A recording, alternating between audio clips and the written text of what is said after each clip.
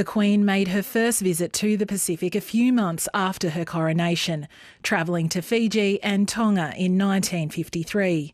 And the monarch would end up visiting Fiji 6 times during her 70-year reign. On her death, Fiji's Prime Minister Frank Bainimarama said Fijian hearts are heavy as they bid farewell to Her Majesty Queen Elizabeth II.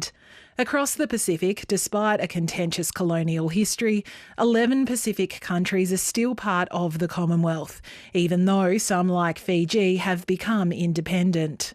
It's sad to hear because Fiji had quite a relationship with the UK, and since after independence, Fiji still had that relationship.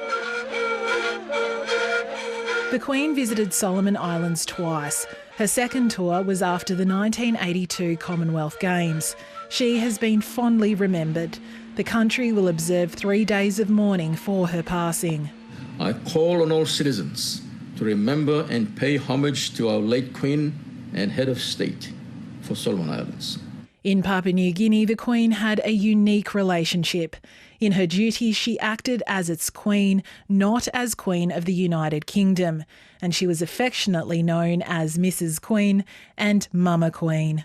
To offer Papua New Guinea's sympathy and condolences.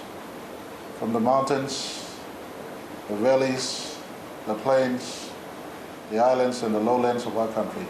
In Tonga, Queen Aualiitia was the only woman monarch in the Commonwealth before Queen Elizabeth II ascended to the throne.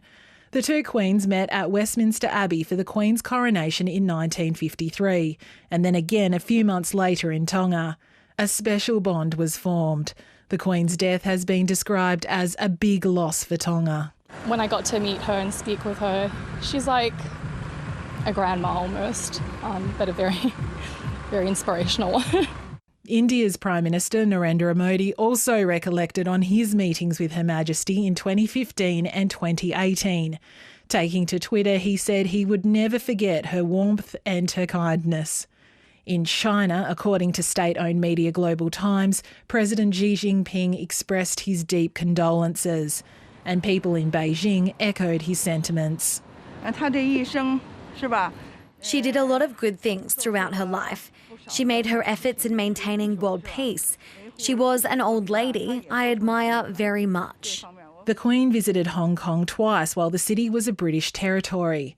Her first visit was in 1975, her second in October 1986, 11 years before Hong Kong was officially handed back to Chinese authorities.